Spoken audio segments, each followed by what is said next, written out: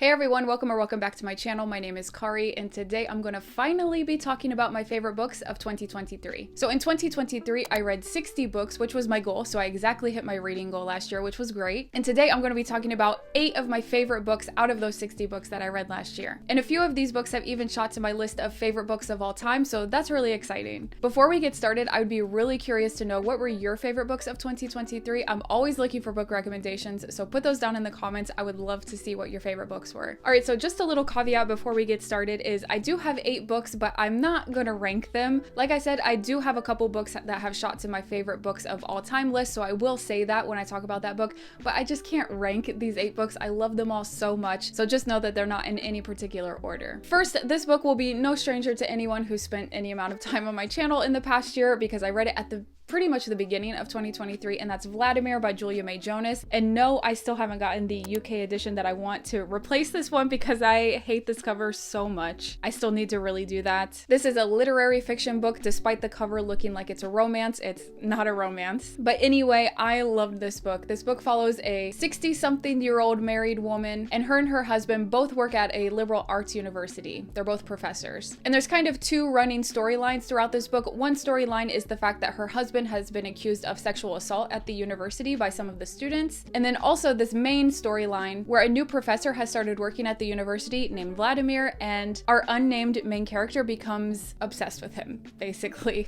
So this is really a story about obsession and desire and the forbidden in some way. And to top it all off, it's really, really well written. Like, I love the writing so much. So this is one of those books that has shot to my list of favorite books of all time. I love this book. I'm already looking forward to rereading it. Next is another literary fiction, and it's Big Swiss by Jen Beagin. I've said it before and I'll say it again, I'm absolutely obsessed with this book cover. It's one of my favorite book covers of all time. But anyway, this story follows a young woman who works as a transcriber for a sex therapist. And as we see at the beginning of the story, she starts to become kind of obsessed with one of the clients of the sex therapist. And she's really intrigued to learn more about this woman. And then one day she happens to run into this woman, and she recognizes her because she hasn't seen this woman's face before because she only has listened to her voice. Like, it's only audio recordings that she's transcribing, but she recognizes this woman because of her voice. And similarly to Vladimir, this is kind of a story about obsession, but also a story of 2 people bonding over their tragic pasts and trying to work through some of the trauma that they've been through. This book made me laugh out loud at times, and I also even cried at one point, but I don't think that everyone's going to cry at the moment that I cried at. And I don't want to say anything because it'll give it away. If I even give you a hint, the hint would definitely give it away. But anyway, I loved Big Swiss. This is another one that has shot to my list of favorite books of all time. Next on my list is actually a book that I listened to on audiobook from my library, and that's Paris, a Memoir by Paris Hilton. So I'm someone who grew up with Paris Hilton and Nicole Richie and Lindsay Lohan in the tabloids all the time, and everybody calling them like the party girls and all of the young girls looking up to them and everything. And I was never like a big fan of Paris Hilton or anything, but she was just like ever present in the media when I was growing up. And obviously I witnessed all the sexism that Paris Hilton faced in the early 2000s and everything. So it was really interesting to read the other side of it, to read her points of view. But what makes this book really interesting is that she talks about events in her life that she had never talked about before, like to anybody. Like, some of these things she never even talked to her parents about before, and she's publishing it in this memoir. I'm not going to get too into it, but basically she was sent to this boarding school for like bad kids, and it was horrible. The things that she describes that happened to her at these boarding schools is insane. And we had no idea. She was constantly in the media and nobody was talking about this. We had no idea. And like I said, she wasn't even talking about it to her parents or anything, so how would we know? This memoir is so good. I cannot recommend it more. Like I said, I listened to it on audiobook and Paris Hilton reads it herself. And you might think like, oh, I couldn't listen to Paris Hilton talk for whatever, 9 hours or whatever. It's not, she doesn't do like her baby talk when she's reading it. Like, she's talking like her regular voice, which is something that she talks about in the memoir. Also, like her voice that she turns on for the media, like that's really interesting. So don't be worried about that. Like, it was so good to listen to her read it, and like the moments that she would get choked up and stuff, like it was so good, and it made me cry a few times. And I just really enjoyed getting to understand her better versus what the paparazzi had put in our face for so many years. And I just have to say that I also read the Britney Spears memoir last year, and I really appreciated it. I really enjoyed it, but like the Paris memoir blows the Britney Spears memoir out of the water. And I'm a huge Britney Spears fan, okay? I loved Britney Spears when I was little. I still love Britney. I still listen to Britney Spears from time to time. And like I said, I really enjoyed her memoir, but the Paris Hilton memoir was so good. It was so much better than the Britney Spears one. Like, I'm not trying to hate on the Britney Spears memoir. I really enjoyed it. I think I gave it 4 stars. But this Paris Hilton one was so good. Like, it was so good. I don't know why more people aren't talking about it. Everybody's talking about the Britney memoir, but this one is so much better. It's so good. So anyway, that's all I'll say.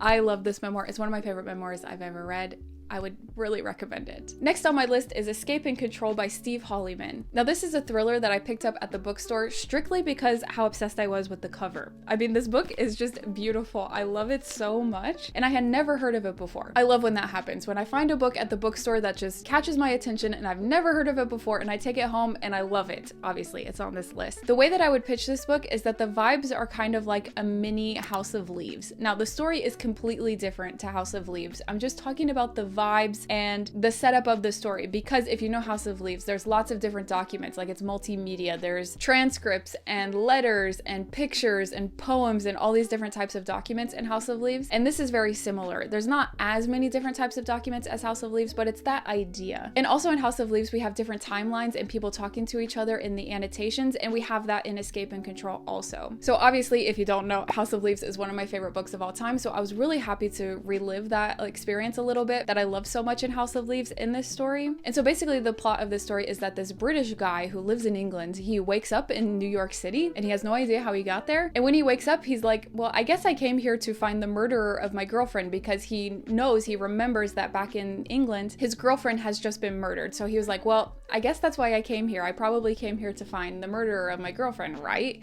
Why else would I wake up in New York City? And so we follow him trying to figure out what happened to his girlfriend, and all these different weird things are happening. And like I said, there's also different timelines and people talking about what happened to this guy trying to find the murderer of his girlfriend. It's just really fun, and I had a really fun time reading it. And like I said, I want anything to recreate the experience that I had with House of Leaves, even if it's way shorter than House of Leaves. It was just fun. Now, don't get me wrong, it's very dark. Like, it's not like fun, you know, lighthearted and sunshine. No, it's not that kind of fun. Like, it's Kari fun, okay? Like, it's dark and uneasy, and you're not sure what's gonna happen next. Like, what is gonna happen to this guy? And is everyone in this story mentally sound? Like, it's such a good time. I would really recommend this. Also, I like to say that I would recommend this to someone who's not sure if they want to read House of Leaves. Like, it's such a big commitment to read such a huge book. So if you're interested in reading House of Leaves, but you're not sure, I would pick this up and see if you like the vibes of the story and also the format. Now, I read lots of thrillers, but it's actually pretty rare for a traditional thriller to make it on my list of favorite books of the year. But this next book, it just captured me. Like, I could not put it down. It pulled me out of a reading slump. I was in a huge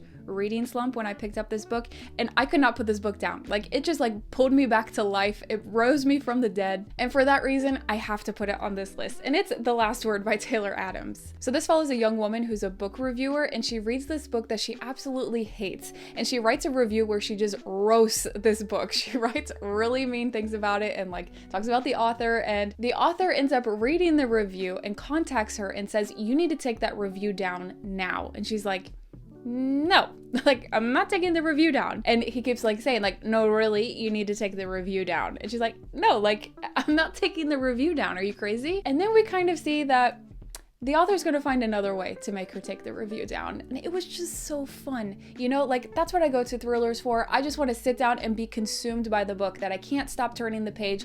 I think about when can I pick up the book again when I have to set it down. Like, that's what I got from this book. It just completely pulled me out of a reading slump, like I said, and I love this book for that. And it was just so fun. So if you're looking for a good thriller, a good consuming thriller, I would recommend The Last Word. Next on this list is Stillborn by Guadalupe Nettle, translated from the Spanish by Rosalind Harvey, and I read this book for the International Booker last year. I actually had a lot of success with the International Booker last year. I loved a lot of the books on that list. They just didn't make it to this really like short list of my favorite books of the year, but I did love a lot of books on that list. But the one I loved the most was Stillborn. So this is literary fiction, and it follows a young woman who, during her years at college, she made like a promise with her best friend that neither one of them were ever going to have kids. But then fast fast forward to the timeline of this book, the best friend that had made that promise to her has now gotten married, and she has decided that in fact she does want to have kids. And so that leaves our main character feeling kind of sad, isolated, like, oh, okay, well, I guess I'm going to be the only one not having kids. And she shows support for her friend, like, I'm so happy for you, like, you're gonna have such a beautiful family. But inside she's like, I thought we made a promise, and like I thought we could go on living our lives, spending so much time together, but now you're gonna have less time for me because you're gonna have a family. And she feels kind of isolated because of that. So that's kind of the setup of the story, but then it goes on to explore choices that women have to make. And I don't want to say too much. Oh, something else about this story. Don't read the blurb on the back of the book because it spoils something that is really surprising and shocking towards, I don't know, like the middle to the end of the book. I don't know why they put it in the blurb, but it's way more powerful if you just read it happening. That's what I did. And it's just really powerful. This is a very heavy book. I mean, you could tell from the title of this book, which you can have an interesting discussion about the title of this book because of the grammatical element of it. I don't want to say too much, but it is a really heavy book, but it's so well done, and it explores motherhood and choices that women have to make and what does it mean to be a woman. It's just so good. I would really recommend that you read this if you can handle it mentally. Like I said, it's very heavy, but it's so good. It's so good. It should have won the International Booker. I'm so upset that it didn't win, but anyway, still boring. It's great. Read it. So if you watched this video on my channel, you'll know that 2023 was my year that I discovered manga. I had read graphic novels in the past that I've loved. I've read a lot of really fantastic graphic novels, but I had never read manga. And then kind of in a roundabout way, which I explained in that literary girly reads manga for the first time video, I decided that I wanted to try out manga. And the manga that I read in that particular vlog for the very first time is Sailor Moon. So obviously as a child, I never read the manga because this was my first time reading manga ever, but I didn't even watch the anime as a child. So the whole franchise of Sailor Moon was completely new to me. And it's really funny if you watch that vlog, like I go complete 180 from someone who has never read any manga to Sailor Moon fangirl. Okay, it's really funny. And I even go to a Japanese culture convention in the middle of that vlog, and I just have the fucking time of my life, and I'm already looking forward to this year's Japan Expo. I can't wait to go. I think about it like literally like every day. I'm so excited to go. But anyway, I just had the best time reading Sailor Moon this year. I read all 10 volumes and I loved it. So I'm holding the first volume here, but it's really representative of the whole series, all 10 books. So if you're clueless about what Sailor Moon is about, like I was 6 months ago, I was totally clueless what it was about. This is what they call a magical girl story because it follows Usagi, who has this like double identity to be Sailor Moon to save the world. And then she has all of her best friends that are like her sidekicks, and they all have special powers to help her save the world. And also she has a love interest. So when she's Usagi, like her normal person, everyday self, there's Mamoru, who I absolutely love. I love Mamoru, particularly in the manga. In the anime, he's a little bit,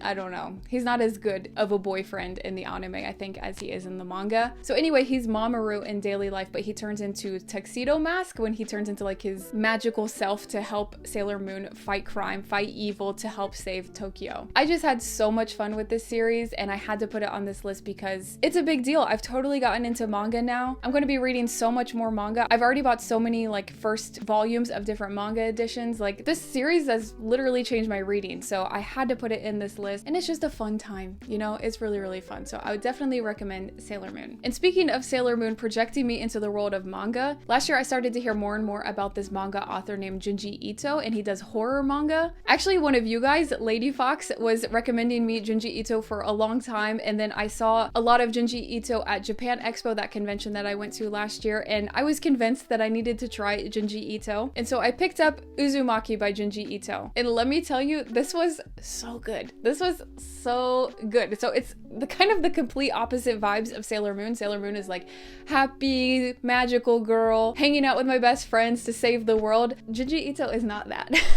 It's actually really funny because I feel like Sailor Moon and Junji Ito, I mean Uzumaki, but Junji Ito in general is just a really good representation of me as a person. Like I love to dress girly. I love everything girly, pink, purple. Like that's me. I love that. But also my reading style is just so dark, and I love to read sad, dark, unsettling, scary things. Like get you a girl that can do both, you know what I mean? Like this is just me. So my manga reading in 2023 was just a really good representation of Kari, you know, like this is me. So anyway, Uzumaki, this is a horror manga, like I said, and basically the concept of spirals takes over the whole town. That sounds really abstract. It kind of is, but you start to see how spirals start being represented in so many different things, and everybody across the town starts to lose their mind because of it. And it's just so good. I don't know. And I still think about this book. I read it a good, I don't know, 4 or 5 months ago, and I still think about it. And every time I see something spiral, I think about this book, and it has just stayed with me. And since loving this one so much, I've picked up so many other Junji Itos that I've really loved as well. I can't wait to keep reading from this author. So these were my favorite books of 2023. Stillborn, Escape and Control, The Last Word, Big Swiss, Vladimir, Paris, a Memoir, Uzumaki, and Sailor Moon. Don't forget to let me know in the comments what your favorite books were of 2023. I'm really curious to know. If you like this video, please give it a like. I would really appreciate it. And subscribe if you haven't already. I would love to have you back, and I'll talk to you again next time. Bye!